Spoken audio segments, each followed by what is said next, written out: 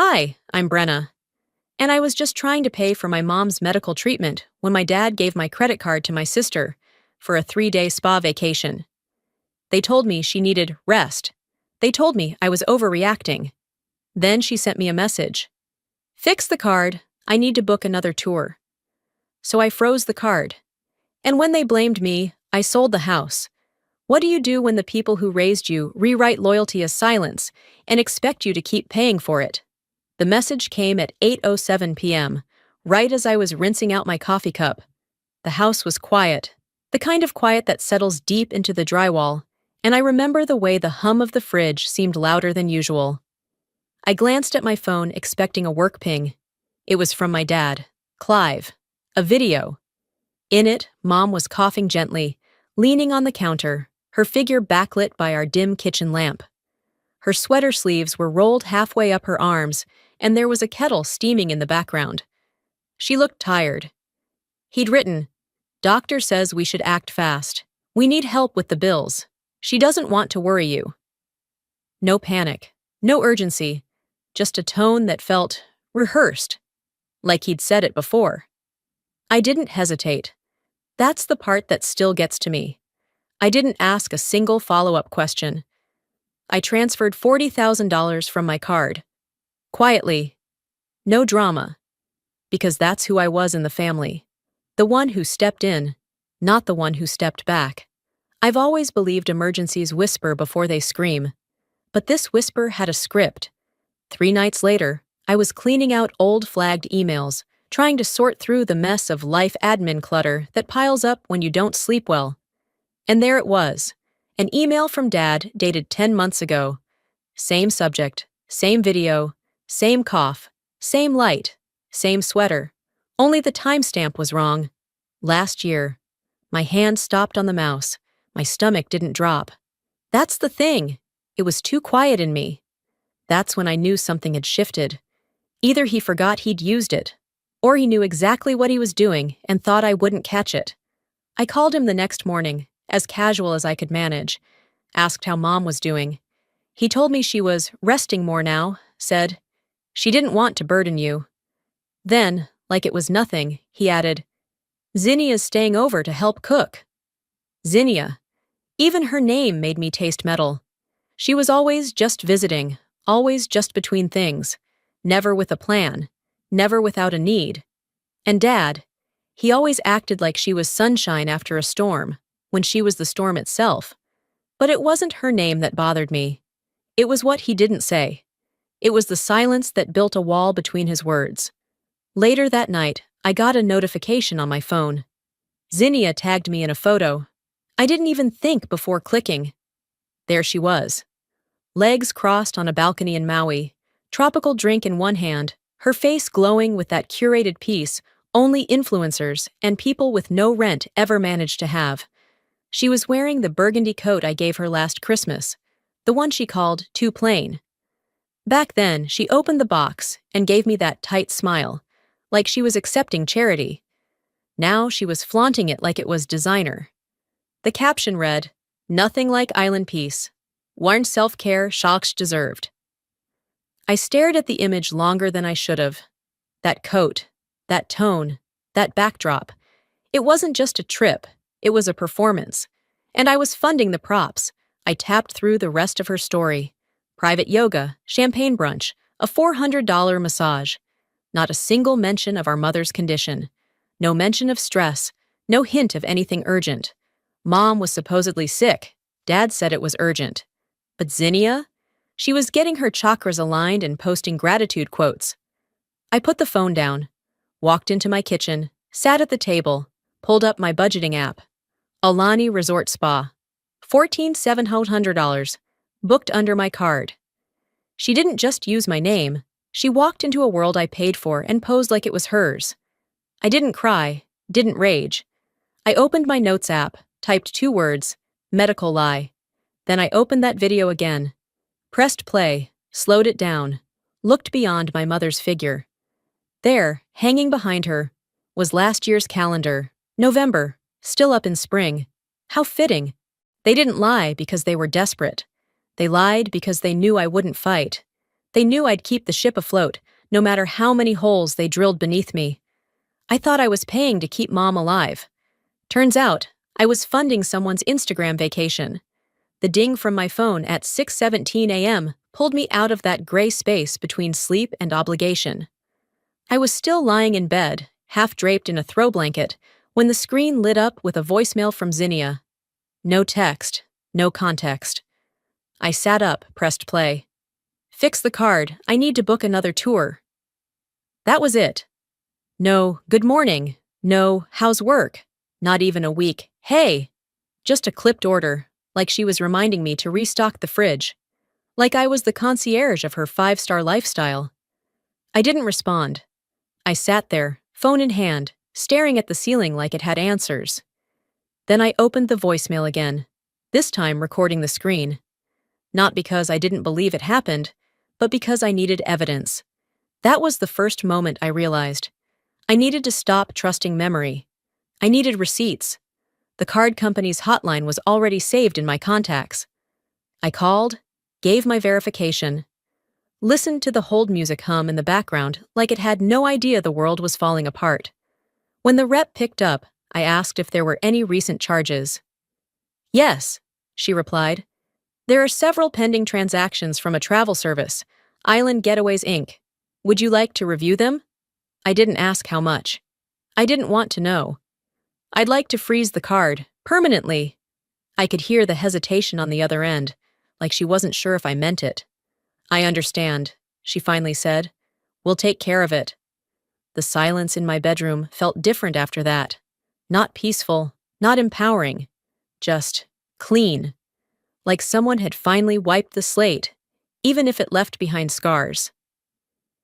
At 8:03 a.m., the group chat buzzed. Family bubbles. Zinnia had posted, "Looks like the card's not working. Weird. Can someone fix it, please?" 10 minutes later, Clive chimed in. "Brenna, could you check? It was working fine earlier." No one asked why she had access to it in the first place. No one said thanks for all the months I had quietly paid the bills they pretended to juggle. I didn't reply. I didn't even open the thread. I left it on read, not because I was petty, but because I had finally realized something vital. Silence only feels rude when the person losing control isn't used to not being heard. That afternoon, I opened the chat to scroll. Curiosity or punishment? I don't know. Under my profile photo, someone had changed my name to Finance HQ. A bank emoji followed. Zinnia replied with a laughing emoji. Marjorie added, "So true, our little helper." Helper, not daughter, not sister, not partner in care, just helper. I closed the app without reacting, but inside, something sharp lodged beneath my ribcage. It didn't bleed. It didn't roar. It just sat there, heavy and unmoving. Later, I remembered something from college, senior year, advanced communication class. We had a big group project. I wrote the entire report, researched, cited, edited. But during the final presentation, another girl stood in front of the room and spoke every word like she had carved them herself. The professor smiled at her, then looked at me and said, "You're the reliable one, not the face." Back then, I had nodded, grateful somehow to be labeled dependable. Now I saw the truth. That wasn't a compliment. That was a warning. Around 9:12 p.m., another message popped in. Zinnia again. "I really need to finalize the yoga excursion. Can we please hurry up?" Still no acknowledgement. Still no pause. And no one, neither mom nor dad, stepped in to say anything. Not a single sentence to suggest they saw me as more than a debit card with a pulse. I didn't answer. I didn't vent. I opened my laptop, pulled up a fresh spreadsheet, and titled it, "What They Owe." No, it wasn't about money. Not really. It was time, emotional labor, birthdays spent cleaning up after their messes, apologies that never came, calls I always made first. Line by line, I listed it all. When someone names you the family bank, don't be surprised when they forget you're human. The numbers on that spreadsheet didn't look like finances. They looked like years I'd loaned out without interest. And the deeper I went, the more I realized the currency wasn't just money. It was patience, self-restraint, silence. I closed the laptop around midnight, then sat for a while at the edge of my bed, watching the stillness of my room like it might whisper back some sense.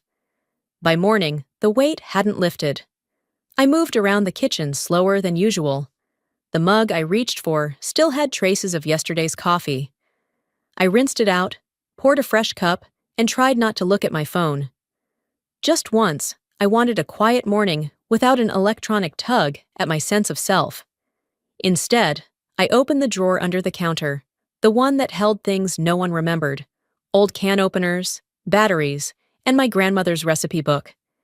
It was leather-bound, faded along the spine, and filled with her precise cursive. As I flipped through it, looking for nothing in particular, a small slip of paper fluttered out and landed on the floor. I picked it up. Her handwriting was unmistakable. Never let them spend your heart like spare change. The ache that line caused wasn't new. It had just been dormant. Inez, my grandmother, had never been loud, but she was the only one who had ever looked me in the eye when I wasn't useful. I stood at the stove, the note pressed between my fingers, and a memory bubbled up like an unwanted burn. I was 11, maybe 12, and Zinnia had just thrown a tantrum because her bracelet broke. She screamed loud enough to send cousins scattering. I'd tried to fix it for her. My fingers clumsy with the wire, she pushed me away. I remember sitting on the back porch steps later, hot-faced and embarrassed. Inez had sat next to me, handed me a glass of lemonade, and whispered, "When someone takes more than they give, they're not sharing, they're stealing softly." Back then, I didn't understand. I thought she meant Zinnia was spoiled. I didn't realize she meant all of them. Around 9:45 that same morning, my phone rang. It was Mom. I answered because a part of me still believed she might say something different this time. She didn't. "Zinnia's been overwhelmed lately," she began, soft and measured, like she was giving a weather report. "The trip was supposed to help. She's had so much pressure, you know." Pressure. The word almost made me laugh. "She's always been sensitive," Mom continued, "and she didn't mean anything by it. But would you consider unfreezing the card? Just for this weekend? It might help her settle." I didn't reply immediately. I let her words linger in the air like a perfume I didn't ask to wear. I looked down at the slip of paper still in my hand. Inez's writing, still bold, still true. "Never let them spend your heart like spare change." I finally spoke. "So there was no surgery?" Silence. Mom cleared her throat. "Well, not surgery in the literal sense. Emotional stress, the therapist said. The kind of stress that can be just as dangerous. Brenna, you've always been the practical one, but..." "So there was no procedure scheduled, no doctor, no hospital." She sighed. "I thought if I told you it was for Zinnia, you'd say no." I nodded slowly, not that she could see me. "You're probably right." I thanked her for the call, wished her a good day, and hung up before she could sweeten the insult further. There wasn't rage inside me, not even hurt anymore. What I felt was clean. Cold, perhaps, but steady. The kind of clarity that doesn't shake, it sharpens. I opened my laptop again, typed Oregon real estate attorneys into the search bar. Not for a lawsuit, not yet, but because every system has pressure points. And I had finally found mine.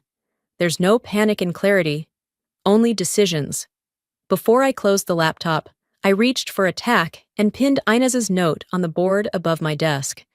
It sat crooked between old appointment cards and a coupon I never used, but it didn't need to be centered. It just needed to stay. They weren't hiding the truth. They just renamed it until I stopped recognizing the lies. It was Monday afternoon, the kind where the sky hovers somewhere between gray and judgment. I was sitting on the porch, letting the condensation on my iced coffee trace lazy rivers down the glass, when my phone lit up with Dad's name. I stared at the screen for a few seconds. I hadn't heard from him directly in over a week. Not since the card froze and the group chat went silent on me. Against my better judgment, I answered. His voice was unusually pleasant, like someone who had rehearsed being unbothered. "Hey, kiddo," he said. "Just checking in." We exchanged a few lines. Weather, work, things that didn't matter. Then, like he'd been waiting for the pause, he said it. "You've always been a little jealous of Zinnia, haven't you?" I didn't flinch. I didn't ask him to repeat it. I just looked out at the maple tree across the street and let the words hang there. "She's always been freer," he continued, like he was offering analysis, not an insult. "You've always been more structured. That's why you don't understand her choices. You get caught up in rules." I took a slow breath through my nose. "Structured people pay for freedom, I guess," I said. "And sometimes for everything else, too." There was silence, then a shift in his tone. Something clipped. "Don't take it the wrong way, Brenna. We're just different." That was the point, wasn't it?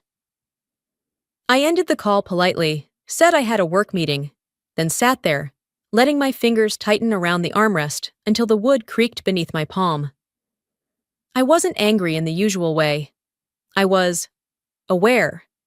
Like a fog I hadn't known was there had finally lifted. That night, I couldn't sleep. I opened my Instagram, something I rarely did anymore, and there it was. A message request from a name I didn't expect. Damon, Zinnia's ex. "Hey," it started. "Hope it's okay I'm reaching out. Saw your last post. Thought you should know. Zinnia used to brag you'd never say no, especially with money. Said you were dependable like a vending machine." Attached was a screenshot from an old group chat. There she was, clear as daylight. "She won't even ask questions. That's her thing. You push B3 and she hands over the weekend." My stomach didn't drop. My hands didn't shake. I felt nothing. And then everything. I didn't reply. I didn't type a single word. I just downloaded the screenshot and saved it to a new folder on my desktop. I named it. They said it themselves. I sat in that stillness, letting the echoes roll in. All those times I'd caught her sneaking into my closet, into my bank account, into conversations with people I'd introduced her to, and I let it slide. I told myself she was lost, overwhelmed, misunderstood. No, she was practiced. A memory surfaced like a splinter. Zinnia at 13, stealing $20 from Mom's purse. I told her to stop. She dared me to say something. I did.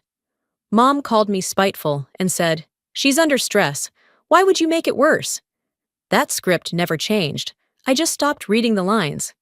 I reached for a pen and my old leather-bound journal, the one I hadn't touched since Inez died. I started writing, not paragraphs, not reflections, just facts, dates, quotes, screenshots, receipts. Who said what? When? How many times I covered rent? Who I bailed out? What I gave up? I wasn't building a case out of bitterness. I was building it out of order. If no one else was going to remember the truth, I'd document it. One fact at a time. By Tuesday evening, I was staring at numbers that should have made me shake. They didn't. They just confirmed what my gut had already decided days ago. The itemized bill from the Alani Royal Haven Resort had finally populated on my credit card app. $14,700 for a suite. $3,800 for spa treatments. $2,000 for champagne and catering. And right there, under one of the charges, Zinnia Wilson, guest of Brenna Wilson. She didn't steal. She signed her name, clean, elegant cursive, like it belonged beside mine. Like this was something we agreed on.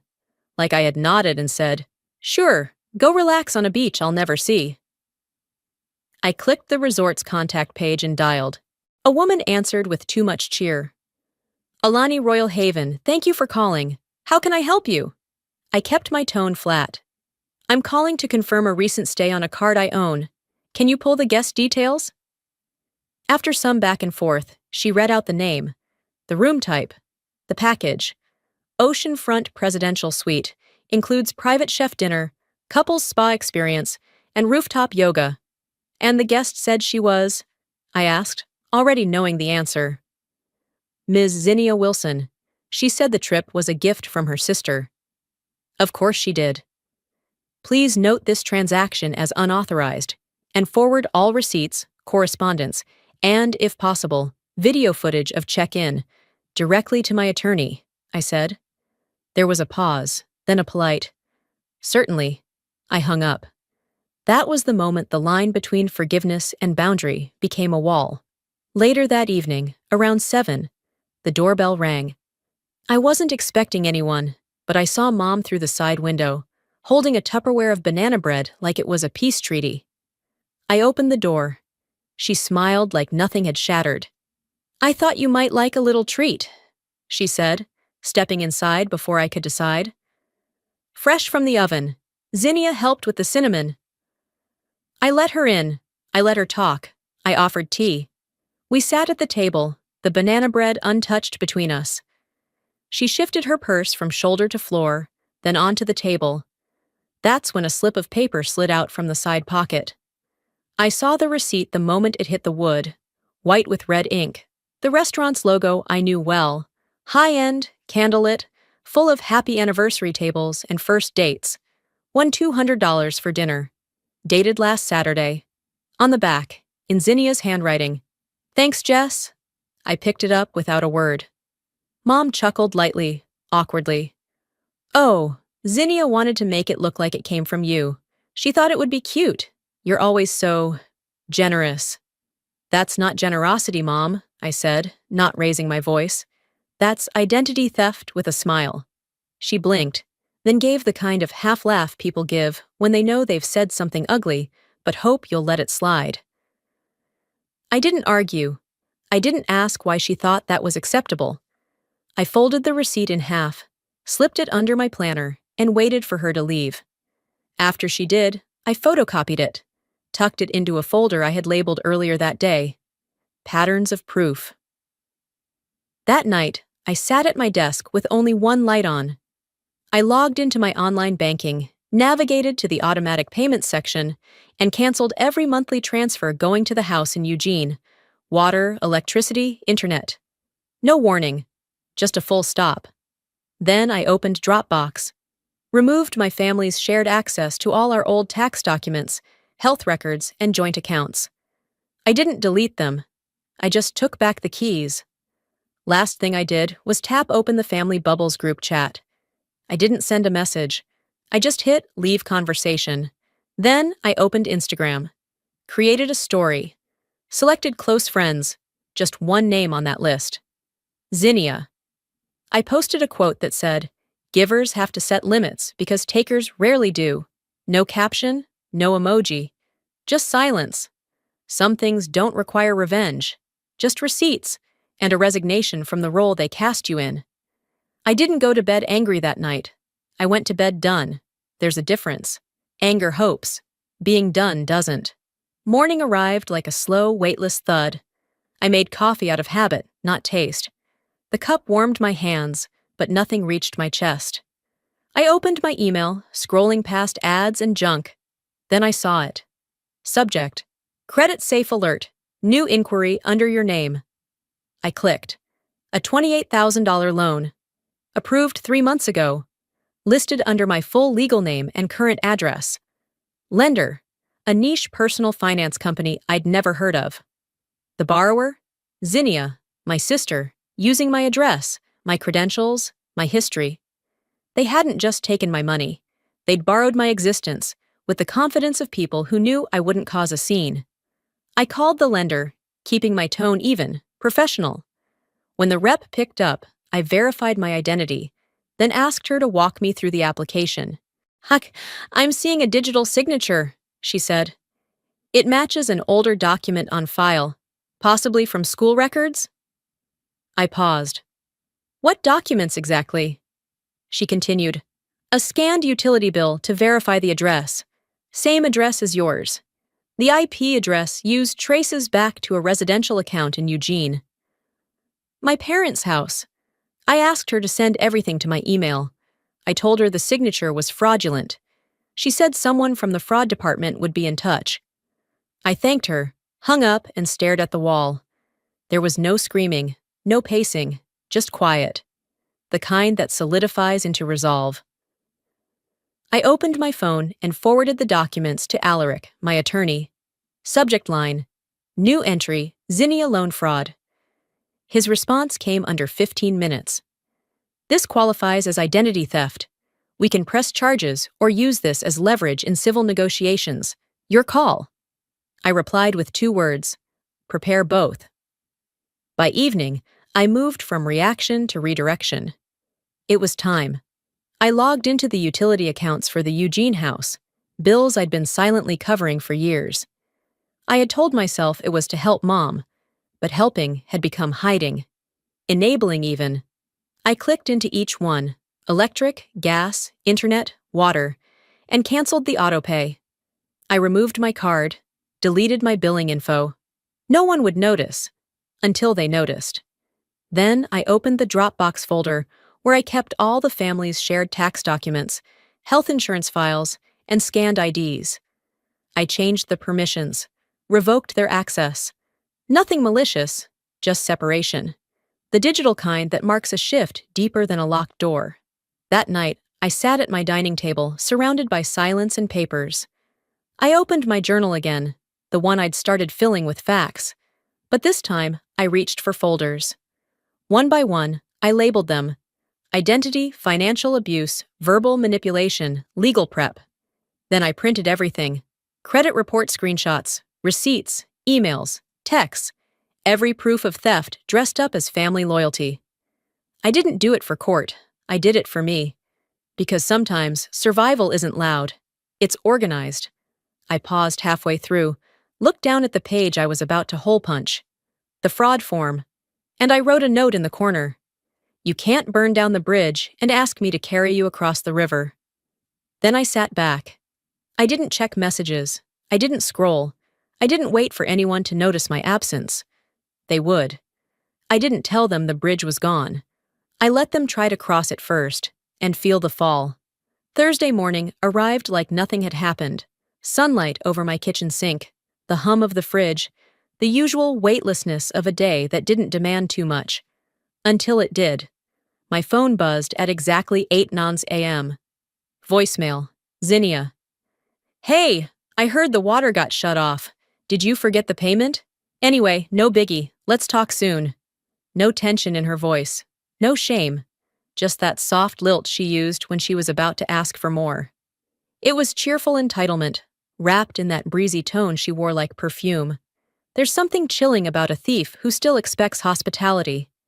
I played the message twice, once to confirm the words, and once to confirm my response: silence. Later that day, a text arrived from Mom. Zinnia wants to apologize. She's really emotional right now. I didn't respond. 30 minutes later, Zinnia called. Her voice was delicate, scripted. I didn't mean to hurt you, she said slowly, like reciting from a cue card. Maybe I messed up, but you've always been the strong one. I admire that.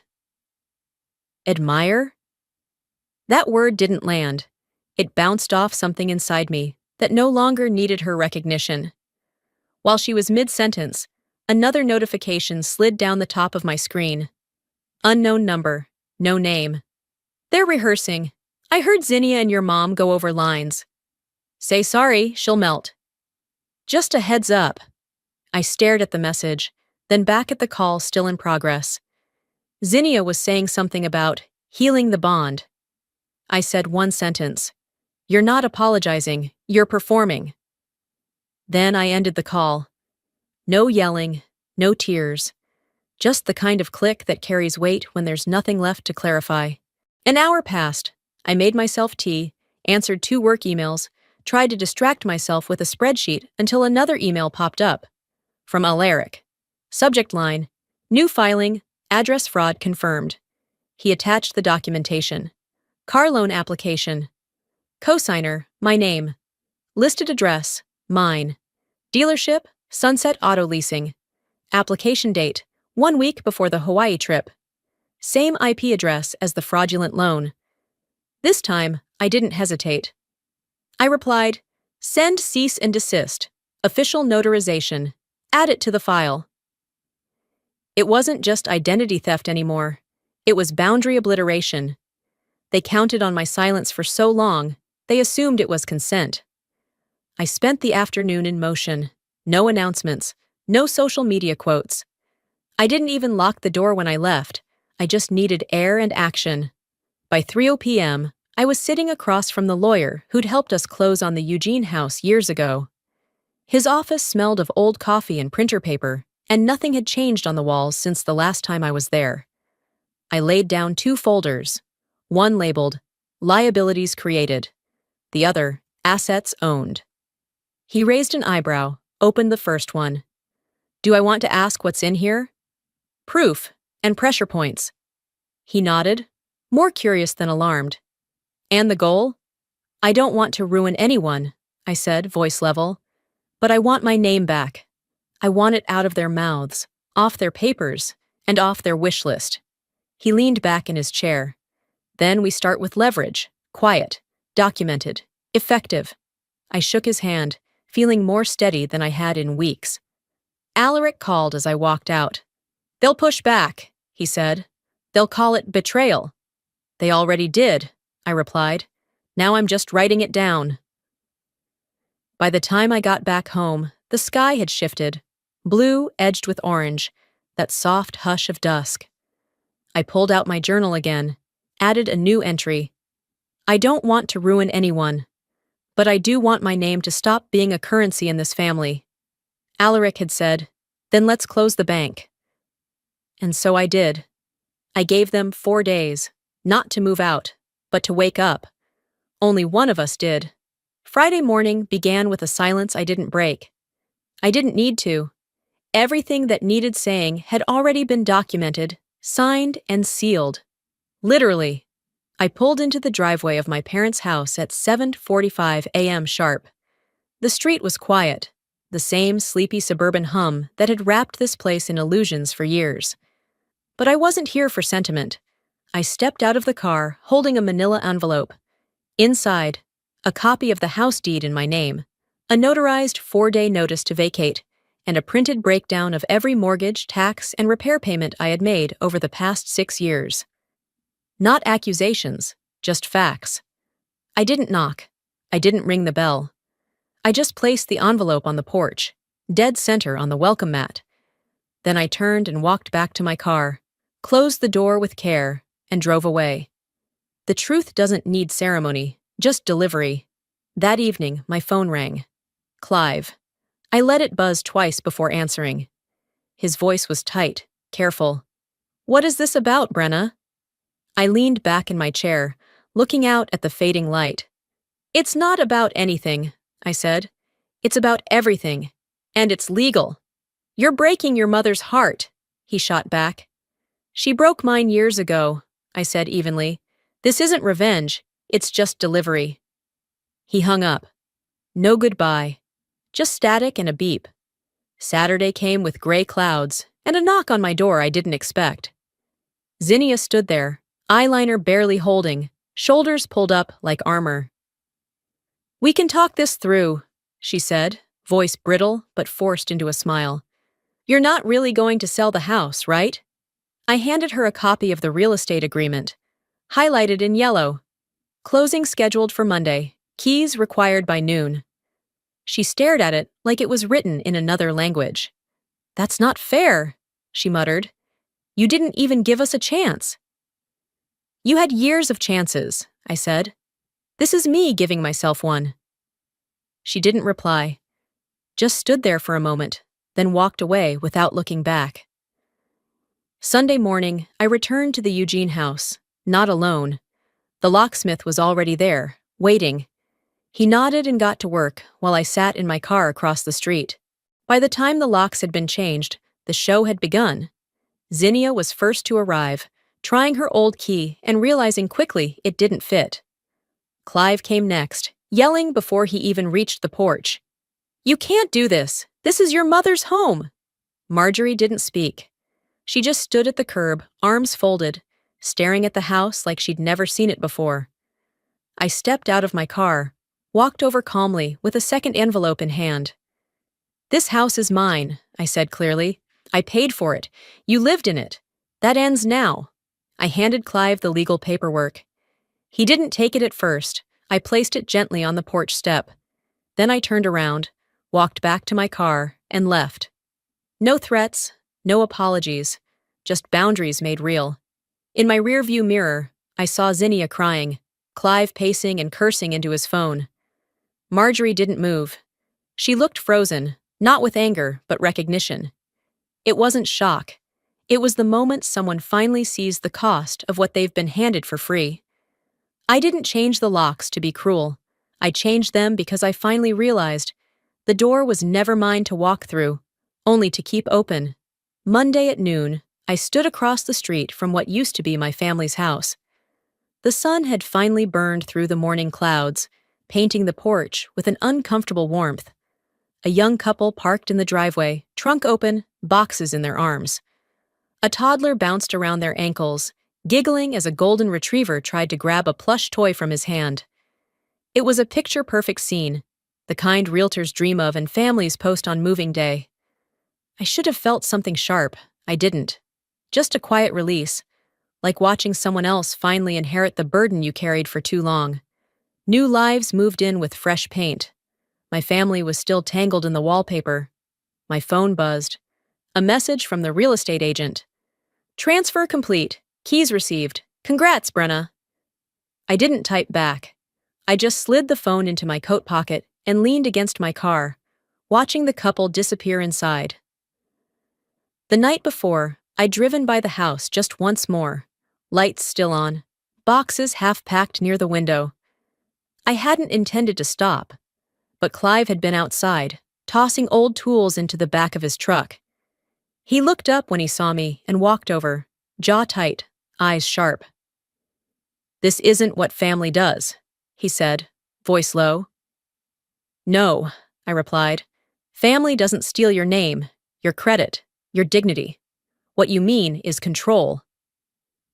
He started to argue, but Marjorie had come out from behind the garage, her face drawn.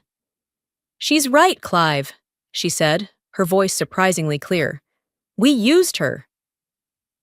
He didn't speak after that, just walked back to the truck, his silence finally heavier than mine. That moment didn't bring me peace, but it brought me confirmation. Sometimes acknowledgement is all you get. Sunday, before I left the house for good, I parked out front one last time. Zinnia was inside, dragging boxes without direction. Marjorie sat on the front step, eyes unfocused, like she wasn't packing up a home, but watching something sink. I didn't walk in. This wasn't revenge. This was removal. Still, I allowed myself one step inside, just to breathe the space once more. The air smelled faintly of lemon cleaner and worn memories. I paused in the entryway. There, on the wall beside the coat closet, hung the framed family photo from Christmas 8 years ago. I remembered that day. I wore a green sweater and stood on the far right, next to the tree. Zinnia was front and center, Clive and Marjorie close behind. Inez had been in it too, before Zinnia cropped the photo to post it online. In the frame that hung now, my shoulder was missing. Even in pictures, I had always been edited out. This time, I gave them the full crop. I turned, walked back outside, and didn't look back. I left the house key beneath the ceramic frog planter by the front step, texted the new owners. "All clear, wishing you laughter." The drive home was long but quiet. Somewhere along the back roads, I pressed play on an old voicemail from Inez. She had left it during one of the family's colder winters. "Baby," she said, "you don't need to fight to be seen. You just need to walk into places that already have light." That night, I made tea and sat in my kitchen, the one I paid for, in the house I had filled myself. I thought about everything I had done, and everything I had stopped doing. I didn't regret the locks, the documents, or the silence. What I regretted was how long it took me to believe I was allowed to protect myself. The worst part of being erased isn't that they forget you. It's that they expect you to thank them for the effort. The next morning passed uneventfully, until it didn't. By 10:12 a.m., I was sipping coffee on my porch in Portland, sorting through junk mail, when my phone rang. The screen lit up. "Mom." I stared at the name, thumb hovering. I hadn't heard her voice since the locks changed and the porch emptied. I should have let it go to voicemail. Instead, I answered. "Hi," I said flatly. Marjorie's voice was barely above a whisper, soft and shaky, like she'd rehearsed sorrow in the mirror. We need to talk," she said. "It's not what you think." I didn't respond. She took that as an invitation. "Zinnia's been crying," she added, a tremble carefully placed for effect. "She wanted to get you something from Hawaii. It was supposed to be a surprise." A surprise, paid for with my credit, in my name. "With which money?" I asked quietly. There was silence on the line. Then came the soft chuckle, one I'd heard all my life when they wanted to wave discomfort away. "You always take things too seriously, Brenna." I closed my eyes for a breath. "Not anymore." I ended the call before she could spin the guilt wheel any further. That afternoon, I walked into Alaric's office for the final paperwork. His assistant greeted me with a knowing smile. "He's got it ready for you." Inside, Alaric handed me the stack of documents: the real estate transfer, the final deed, and the legal confirmation of sale. No gray areas, no family clause, no footnote for forgiveness. He pointed to one line. "Sole owner, Brenna Wilson." "This protects you," he said. "No contest, no clawback. What you've done is clean. And final." I nodded. The air in my chest expanded in a way it hadn't for months. I left the office lighter, not because the burden was gone, but because I had finally set it down. By sunset, the ripple effects arrived. Marjorie texted, short and shaky. "We didn't realize what you were really holding up." Clive's voicemail was sharp-edged. "I can't believe you'd do this to your own parents." Zinnia's email came next, subject line. "Urgent." A screenshot of her rejected car loan application. Her message below. "Thanks a lot, sis." I archived each one, not out of spite, just as evidence. They thought love meant silence. I redefined it. Love now means limits. That evening, I brewed a pot of tea and sat on my porch with the real estate folder beside me. The house behind me was quiet. No footsteps stomping through shared rooms. No voice from a parent reminding me what I should have done. I opened a fresh journal page and wrote, "I protected my peace. That's not betrayal. That's inheritance." I thought silence would feel like exile, but it felt like air. Thursday came with no drama, no storm clouds, just a phone call I didn't expect, but probably should have. I was folding towels when the screen lit up. "Grandma Inez." I answered with a soft, "Hi." Her voice, low and steady as always, cut through like a warm knife. "They're staying here for now," she said. "Clive's folding napkins like a nervous trainee. Zinnia's not late, for once." I didn't say anything, just let the image sit. My father, whose hands had only known control, now fumbling with linens under fluorescent lights. My sister, who never met a clock she respected, showing up early for something. Then, Inez added, "They still talk like they're the ones who were betrayed." I let out a breath I didn't realize I'd been holding. "That sounds about right," I murmured. "You know," she said after a pause, "I told you a long time ago, don't confuse endurance with loyalty. Some chains were never meant to be worn." I smiled at the memory. I'd been 16, crying in her kitchen after yet another family holiday that left me invisible. She continued, "I'm proud of you. Not because you fought, because you finally walked away with your name still yours." I didn't cry. Not then. But something quiet shifted inside me. Later that night, I sat on my couch with a journal open on my lap, pen resting on the page. I hadn't written anything yet, just stared at the white space, letting the stillness hold me. Healing isn't loud, it's the absence of alarms. That thought settled into my chest, heavy in a different way than grief or anger. It was the weight of peace. The next afternoon, I went to the market to pick up a few things. Nothing special, just groceries for the weekend. As I stood in the checkout line, I overheard a woman behind me talking to her friend. "I paid the rent," she said, her tone tired. She took the credit, but I let her. Because that's what you do for family, right? I didn't turn around, didn't nod or offer a knowing glance. I just stood still, absorbing it. I used to think dignity was earned, but sometimes it's just reclaimed. When I got home, there was a postcard waiting in my mailbox. No envelope, no return address. On the front was a watercolor of sunflowers in a field.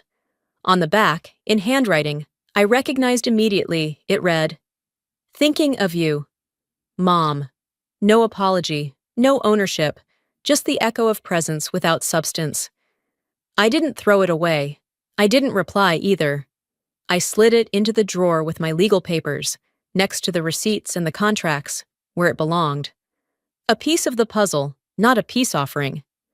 That evening, I made tea and pulled Inez's old notebook from the shelf. I hadn't opened it since before the sale closed. I flipped through the pages, her handwriting steady and elegant, notes about herbs, stories about her childhood, and occasional quotes she'd copied down from books or sermons. One line caught my eye, underlined twice in dark blue ink. People don't always mean to hurt you, but if they do it repeatedly, intention becomes irrelevant. I traced the words with my finger.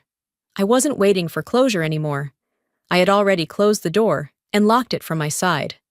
6 months later, I found myself walking through an old part of the neighborhood on a quiet Saturday morning. The breeze was light, and someone nearby was mowing a lawn. I didn't plan to go by the house, but my feet did what they wanted. I slowed as I passed. There it was, my former home. But now it looked nothing like the one I remembered. The shutters had been painted a soft blue. There were sunflowers blooming in the front beds, a red tricycle tipped near the walkway, and a golden retriever wagging its tail at the fence. A little boy squealed with delight from the porch, his parents laughing behind him. I didn't stop. I didn't wave. I didn't need to. I didn't sell the house out of revenge. I sold it so I could stop living inside someone else's story. That night, back in my apartment, I turned off all the lights except the one over my desk. The room was quiet. My kind of quiet now. No overhead fans humming, no footsteps above me. Just me, a cup of peppermint tea, and a folder I hadn't opened since the sale. I opened my laptop and created a private channel. Then I clicked Upload. The file was simple. A 3-minute video slideshow. No music, no voiceover. Just photos, screenshots, emails, bank receipts, copies of texts, snippets of contracts. At the end of the clip, a single line appeared on screen. They took everything I gave, so I took back what was mine. I didn't post it, I didn't share it, but I saved it. Not for them, for me. For record. For the version of myself who once needed to prove she was telling the truth. On Monday, I taught a workshop at the community center. The topic? Financial boundaries, when love becomes leverage. There were 8 women in the room, all older than me, all nodding in painful recognition as I spoke. I didn't need applause. I just needed to make sure no one like me walked that road blind again. Through acquaintances, I sometimes heard what they were up to. Clive, it turned out, had started going to a local support group, not just sitting in silence, but talking. About control, about pride. Zinnia had picked up part-time shifts at a wellness shop, organic soaps, yoga mats, quiet hours. Marjorie had joined a women's group at a church, volunteered on Sundays. None of them reached out. None of them said, "I'm sorry." I received a letter one day, no return address, just my name and street handwritten in cursive I knew too well. I didn't open it. I placed it in a shoebox beside a few keepsakes I kept in the back of the closet. The deed to my home, the printout of the first bank account I opened alone, and a yellow sticky note that said, in my own handwriting, "No one can erase a name you own." That night, I sat on my porch as the sun dipped past the horizon. I pulled out my phone and recorded a short voice memo, just for me. Forgiveness isn't the door, it's the sidewalk. It doesn't take you back, it takes you past. I saved the file, then tucked the phone away and closed my eyes. This wasn't a happy ending. It was a quiet one. And that's what I always wanted. Quiet that stayed.